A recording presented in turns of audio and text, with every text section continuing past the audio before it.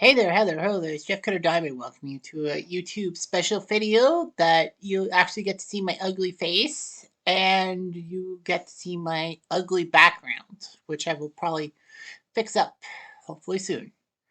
Anyway, so it is April the 9th. It is my 39th birthday. Don't have to applaud.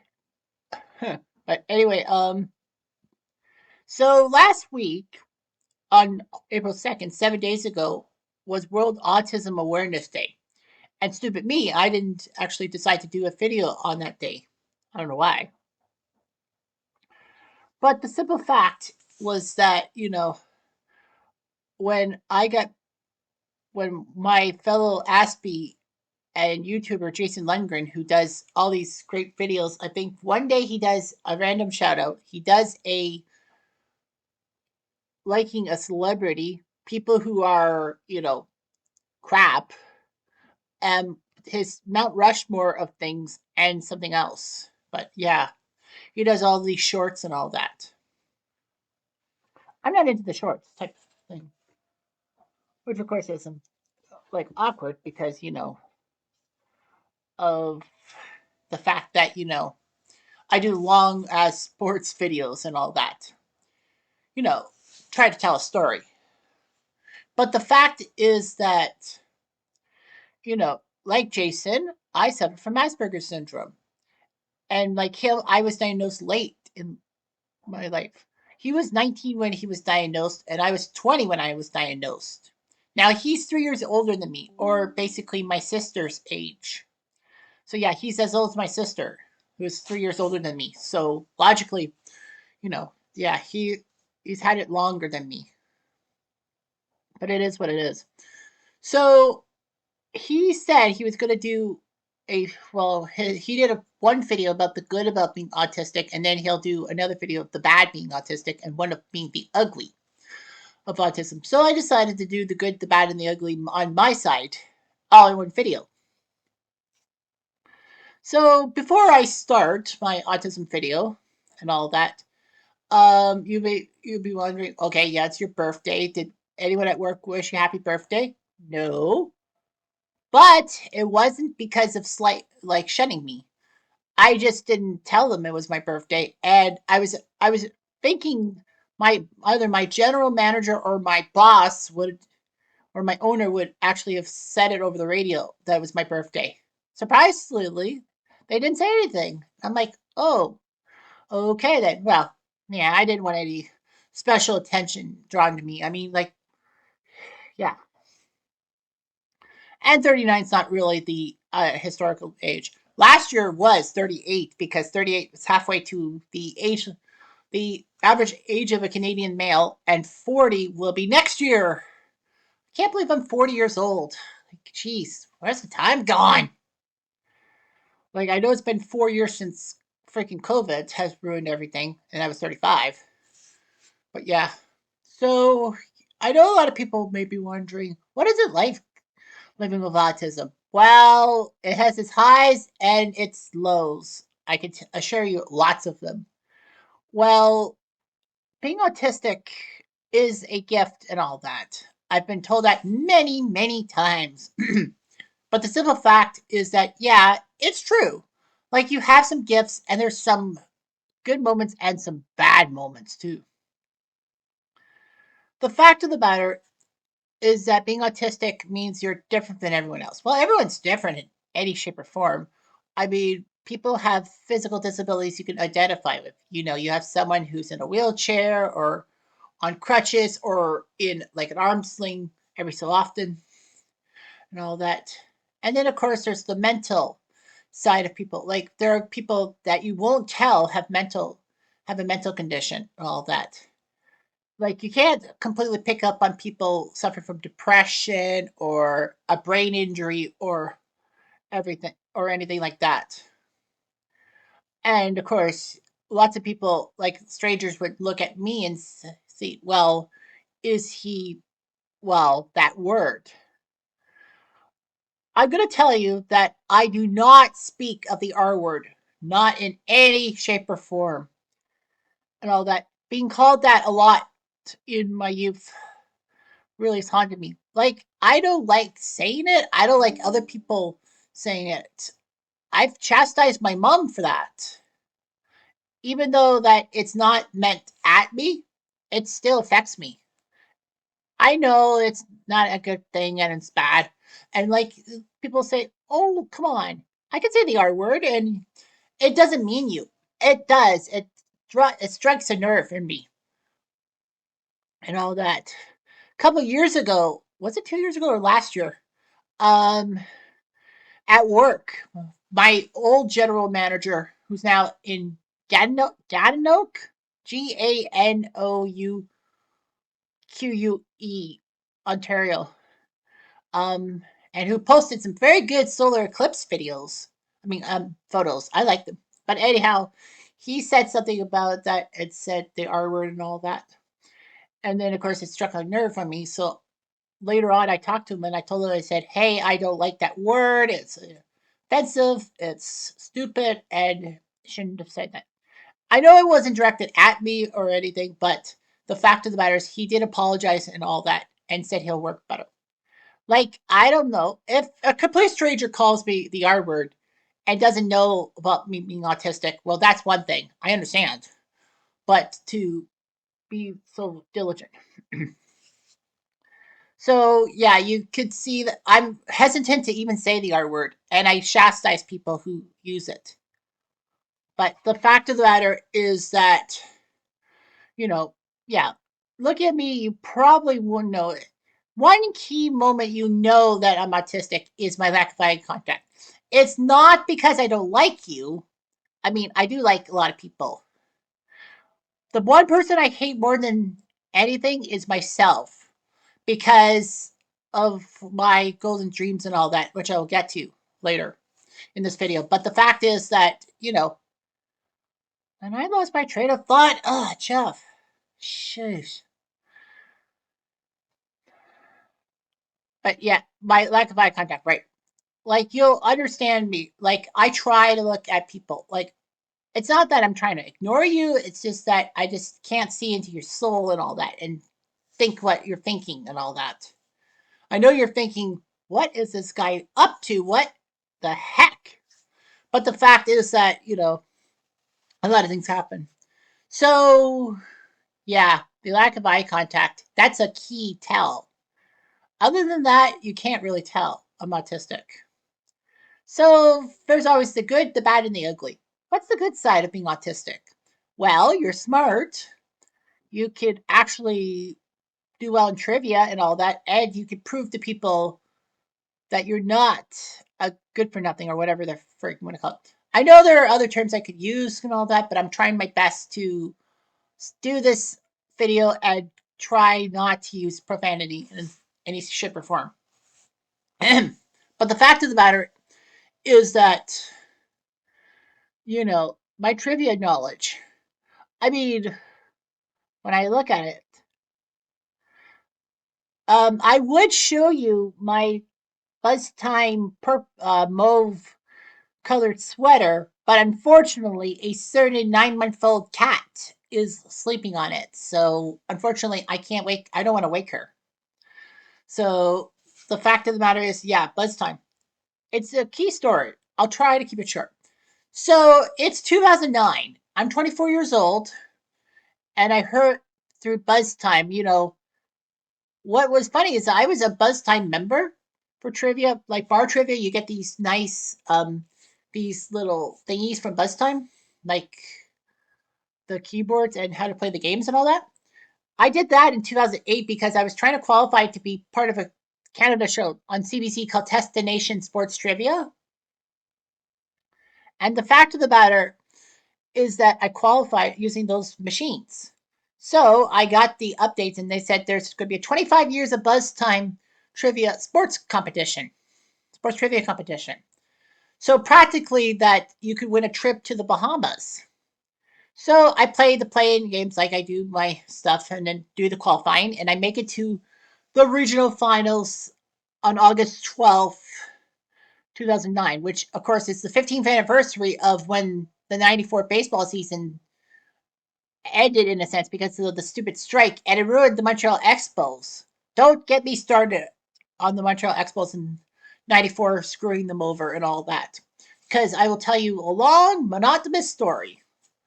But the fact of the matter is that August 12th did that. Now, there was a bit of bias because of the fact that all of Canada, like, okay, like they went west, east, north, and south with the US champions and all that. So there would be 3 days of qualifying. There would be a Thursday qualification, a Friday qualification, and a Saturday qualification. I just practically said I'll do the Thursday one to get that out of my way. So I did. So I qualified. And then all of a sudden, instead of splitting Canada into West, Central, and East, like they should, like Western Canada would be like BC, Alberta, Saskatchewan, Manitoba, and then the Central would be Ontario, Quebec, and then the Newfoundland and PEI, New Brunswick, Nova Scotia would be like Atlantic. They decided to put all of Canada, all 10 provinces of buzz time members, in the West region, the Western US region, which means that not only do we have to compete as one country, we have to compete against people from California, Oregon, Washington, Utah, Colorado, those states, for example. But in a shocking move, I not only qualified for the bus time trip to the Bahamas, which was given to the top person in each regional.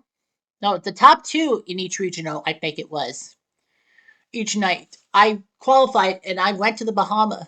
I won the whole thing. So that meant I got to go to the Bahamas. Now, unbeknownst to people, I was the only non American to qualify. I would be making history as the only Canadian on this bus time trip to the Bahamas. So, yeah, everyone in the internet forums were like, "What the heck?" And this guy, like, why?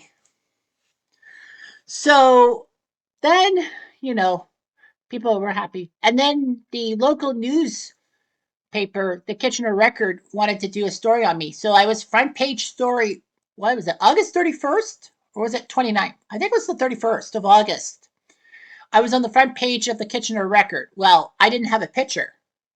It was just like the tax stuff and all that. It was great to, be on the front page of the Kitchener Record. And, they interviewed me and I talked about stuff and all that. And, as a 24-year-old, very quiet competitor, like the newspaper article said I had autism. And yeah, and all that, suffering from autism and were social cues and all that. They wanted to make an interest story. But what was behind the Bahamas trip was also the fact that there would be a poker tournament with professional poker stars, maybe like Phil Hellmuth and Phil Ivey at the time, and celebrities like Tony Hawk, Kareem Abdul-Jabbar, Bobby Hall. So yeah, it was amazing. I would get to meet these great players and get to hang out with them.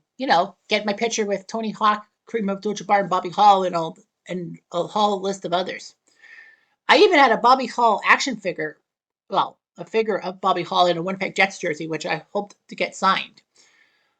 Unfortunately, 2 days after that interview was put in the record, I got a phone call saying that there's been some kind of disruption with the poker players and that the poker tournament would be canceled, but the trip to the Bahamas would not be canceled.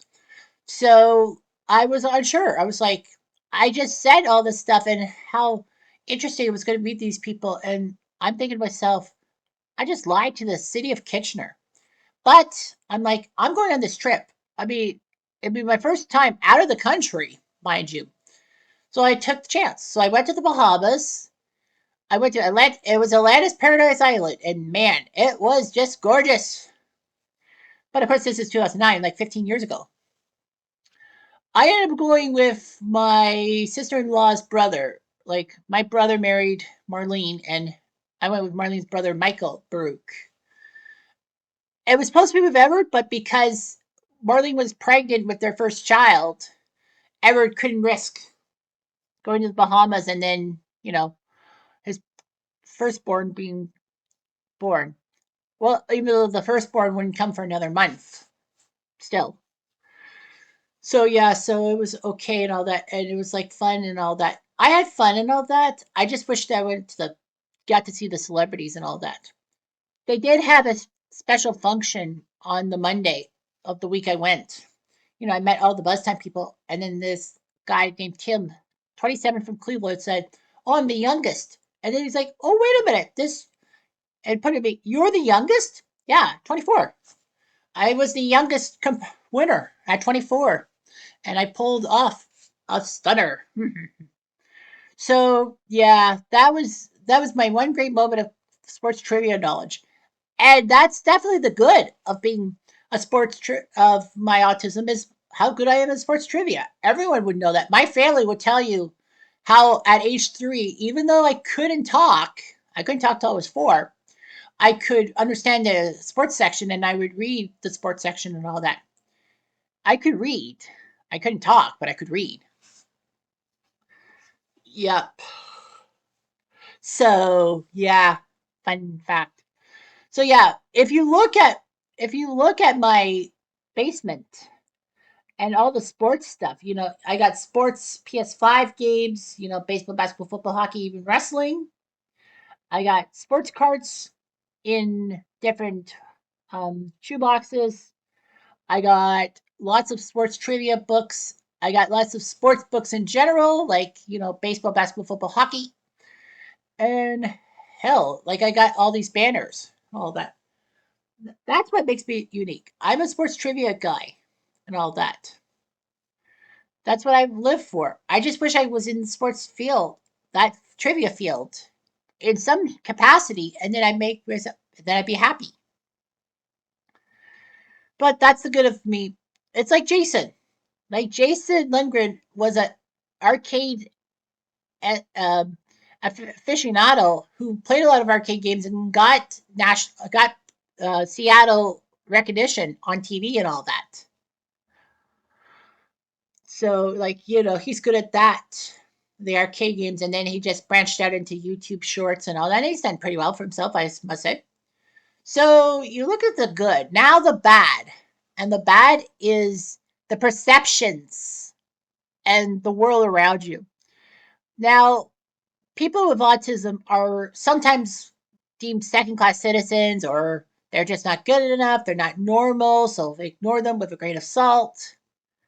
I call BS on that and all. But the problem with me is growing up, it's a lot harder now. It was a lot harder to recognize people with autism and to care about people with autism than it is nowadays. Like I look at myself, like going through school and all that. When I went through school and what school is like now, like they're more accepting of autistic people, autistic kids and all that. They're trying to get the help and support. But the fact of the matter is, when I went through school, it wasn't easy. Autism was a lot less prevalent in the 1990s as it is now in the 2020s. As a kid with autism, things were bad. I remember vaguely in grade 1, they would be like these meetings, and they'd say RE dash dash Jeff Diamond, and I'm like, what do you mean CPRI? Yeah, go to CPRI. I would have to go to London to CPRI and do testing on, functioning as a human being in London. All that. I would go like what, 5, 6 times, 3, 4 times a year or something? Something like that. Yeah. And, the teachers were like, well, what's to do with me? I just didn't know what that was like. But I guess in a sense, like, how do we deal with this Jeffrey Diamond guy? Like, what's he like? Well, I was okay and all that. There were some stuff like math.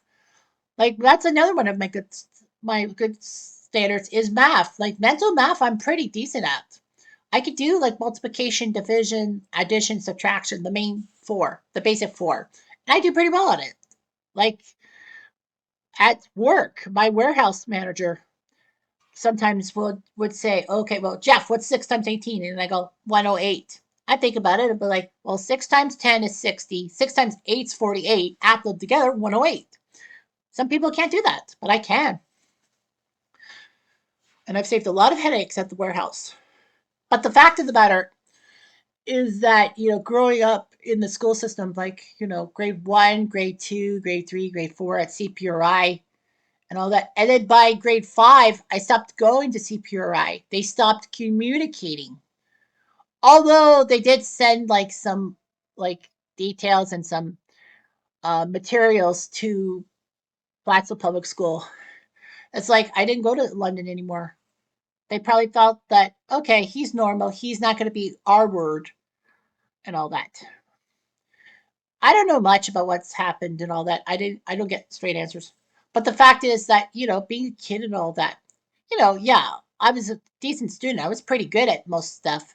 Unfortunately, though, my biggest weakness, and it is still a weakness to this day, is asking for help. It's not because I think I know everything and don't care to ask. It's the simple fact that, asking, sometimes it's like, I really need to do this myself. I need to figure this out by myself. I need to prove to people that I can do this myself and I don't need to be babysat. I know it's a bad reality. I know it's a BS way of thinking. But the simple fact is that, yeah, I feel that way. I always feel that way. I don't think I'm better than you. Heck, I think I'm the worse than you sometimes.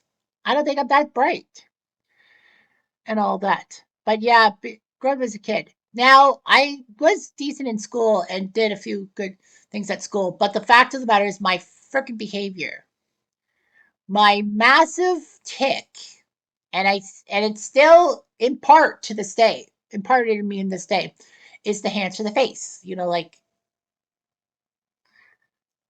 hands flying and all that. It's always been a problem with me. I'm pretty good at trying to maintain that at work and outside the house, like try my best. But you don't know how much I go through that tick at home and all that. It's hard sometimes, because you have this uncontrollable tick that you try to control, but it's still there and it still hurts you. Like, yeah. But yeah, it's school. The whole thing with acting out and all that stuff at school. Like, I could tell you I could tell you that I in grade 9 and 10, I used to fight a lot at gym class with other students and all that. Like, I didn't get the crap beaten out of me and I didn't beat the crap out of anyone. But the fact of the matter is that, I would overreact to some fighting and all that. And by grade 10, my mom actually wanted the school to figure out what my problems are. All that. I was supposed to be put in this behavioral thingy, but it never came to pass. I think they just said, he's just normal and that's just being a teenager. I mean, I was almost 16.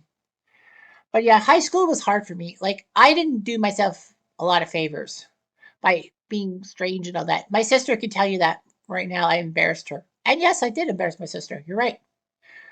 But the fact of the matter is, by grade 12, I got very popular at Waterloo Oxford and all that. So I did okay being popular and all that. A lot of people liked me. Girls liked me. That was great. I liked girls back. But yeah, going through the school system with autism is not the easiest thing. And, coming through it in the late 90s, 2000s, compared to present day, was a lot harder.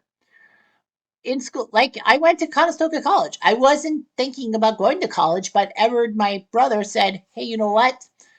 Why doesn't Jeff come live with me? I'll get a house. We'll get him to Conestoga College, put him in school, and see what happens." So I got into the computer programming program at Conestoga College in Kitchener, and I lived in Kitchener and all that.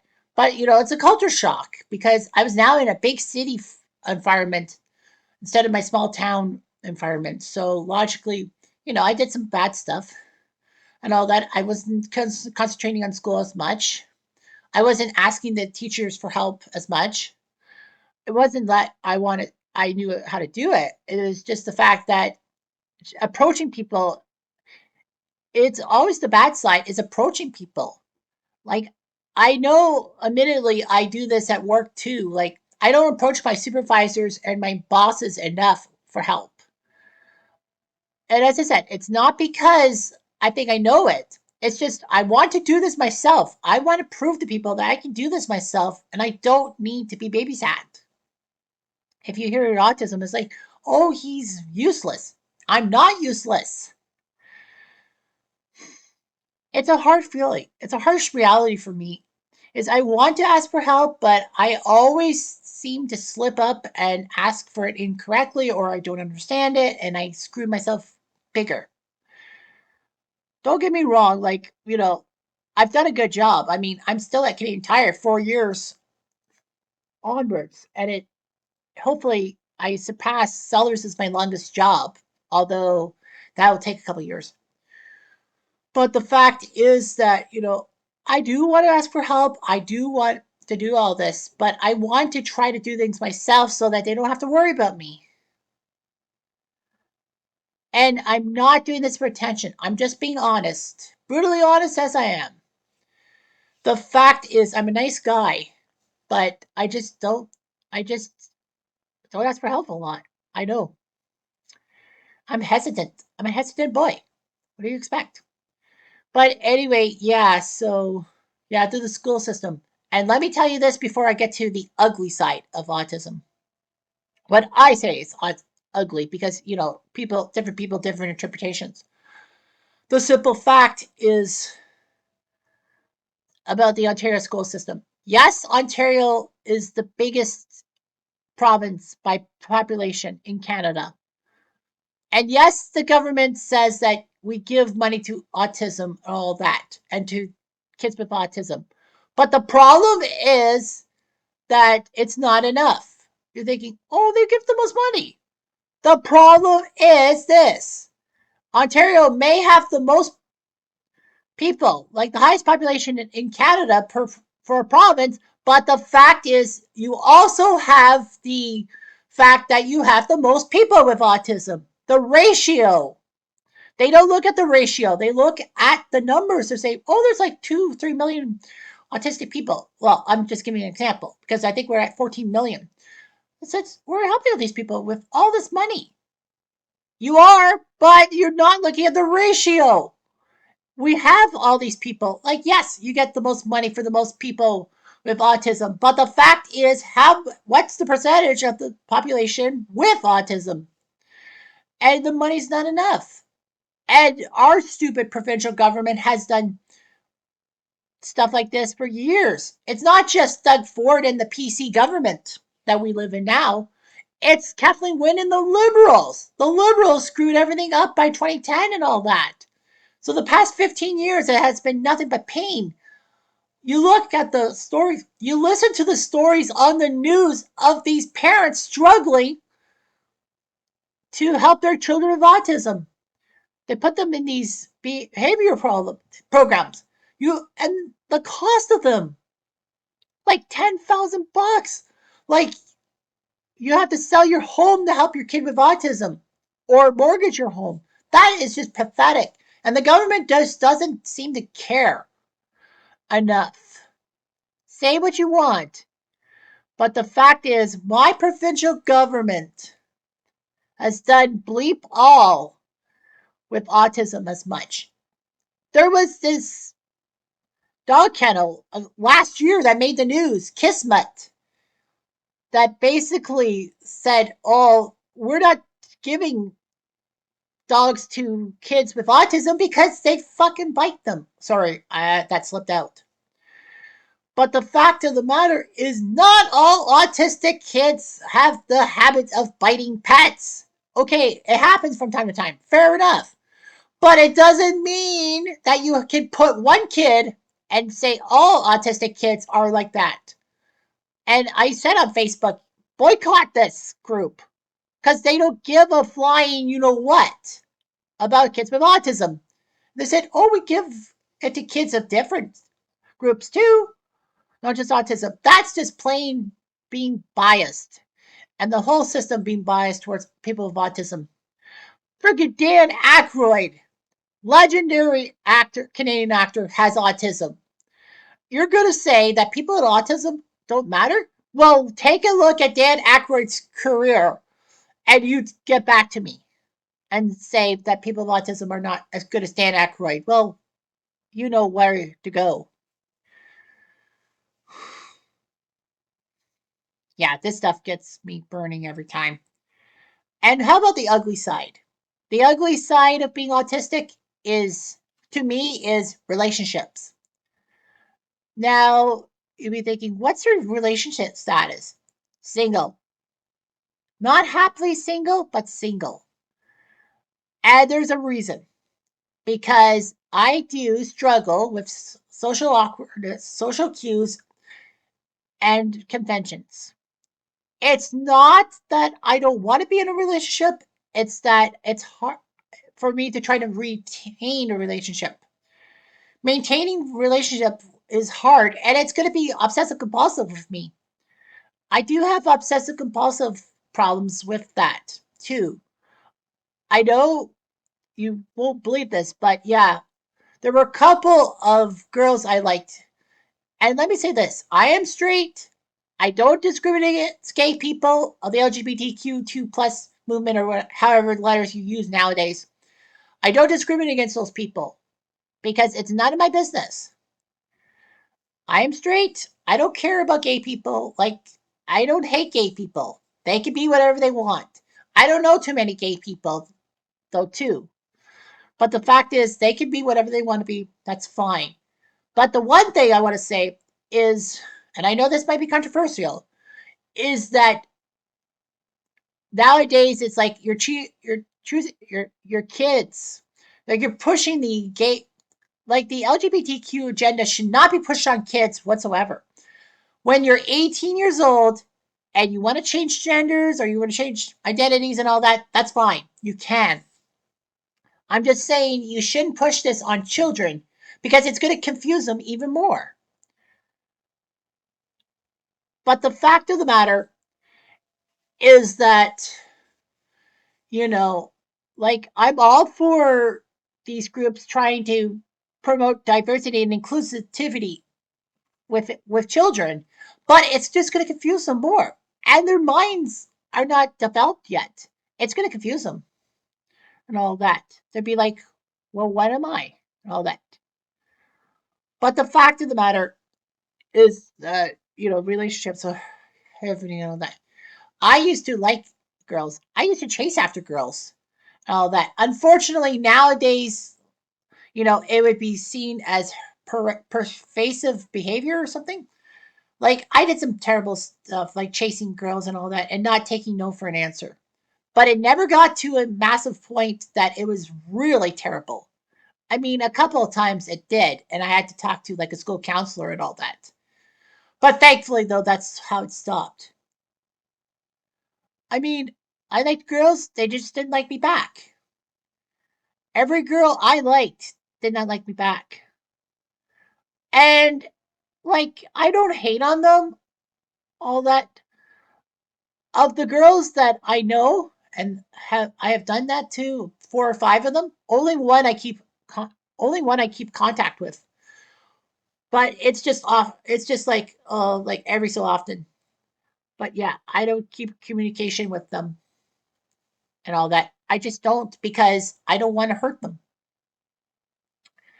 The fact of the matter is that I would be upset. It wouldn't be obsessed with the girl. It'd just be more obsessed with the fact that, do I think she might cheat on me? Do I feel that, well, somehow in some way, they don't want to be with me and all that. It's going to be like a guessing game. It's going to be like a little bit like, do they really want to be with me? Of course, that's a little bit awkward and stupid and all that. But the fact of the matter is that, I would love to be with a girl that understands me, that loves me for who I am. That is hard. Being autistic and like that is hard.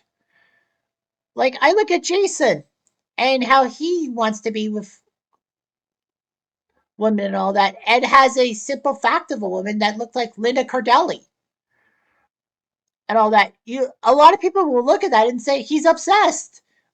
I look at it as like, you know, he's got good standards and all that. He just wants to find someone that likes him for him, and that And I don't hate on that. I don't. Sure, he has celebrity crushes and all that. Well, I don't. But that doesn't mean anything. It's just that I'm a little simplistic. I have a good mind of what the right girl would be for me. Hot, good body, sensible to my problems. You just don't find that every day. Autistic people have a hard time trying to find other people that like them for who they are. Sorry. But the fact is that it's hard. I just wish that some girl out there will know who I am and all that. Yes, she would have to deal with my obsessive towards sports trivia and all that. Yes, she would have to deal with my obsessiveness over math. Yes, she would have to deal with my obsessiveness of things not changing so often. Change is hard for me to accept at times, and my family knows that. Everyone knows that. But like, she would have to deal with that. I don't do the same like routines every day. I try to, but like there's sometimes I have to change it up a bit, but that's okay. But the fact is, I just want a girl like that to like me for who I am. And that's not easy. Nothing is. Nothing's easy with me. I know that in a way I'm triumphing because yes, I'm not living at home. Like I live in a house that my brother had and I live with my aunt. So what? Big deal. She and I do our own things. Like we connect every so often, but like, I do my stuff.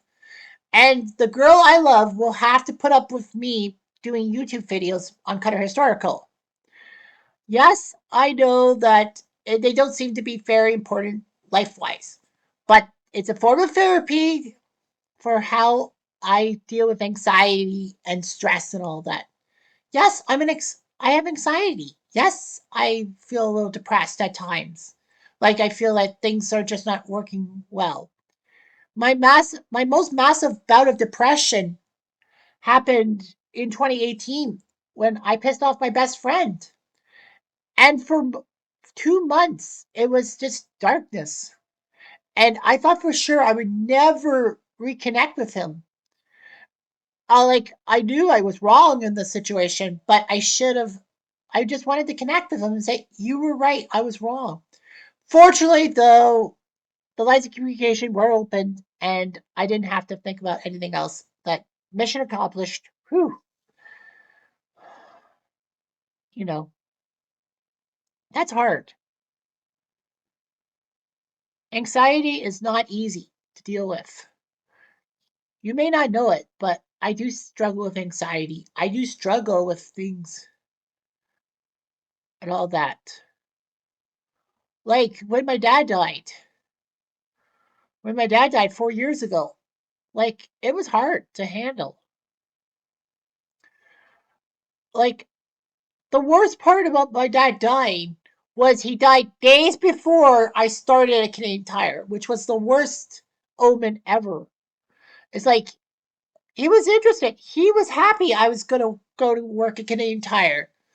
And I'm like, oh, he's gonna keep giving me for Canadian Tire stuff. Fair enough. But then he freaking dies days before, and it just shook me. I did the wrong thing, in my opinion, by continuing to go to work that week while I was off for the visitation and the funeral. I should have just taken a week off and stepped back and say, oh, that I kind of questioned myself if going to Canadian Tire was the right thing. But you know what? Screw it. Yeah, a lot of people say, well, you're 39, you don't live at home, you don't have to have home care. You have it easier than most people with autism. That's true. Most people with autism live in group homes or organizations and all that.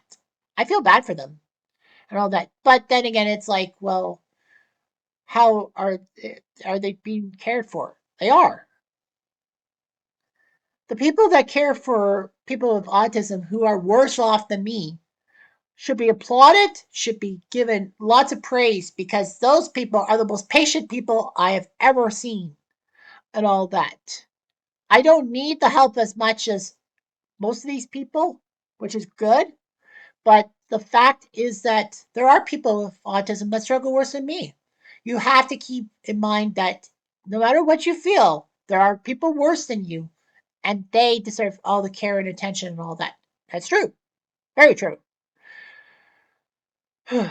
Well, thanks for hanging around for 40 minutes of me just talking about stuff. There's a lot of stuff I could talk about myself and all that stuff. But yeah, I just went through the good, the bad, and the ugly. So yeah, thanks for watching.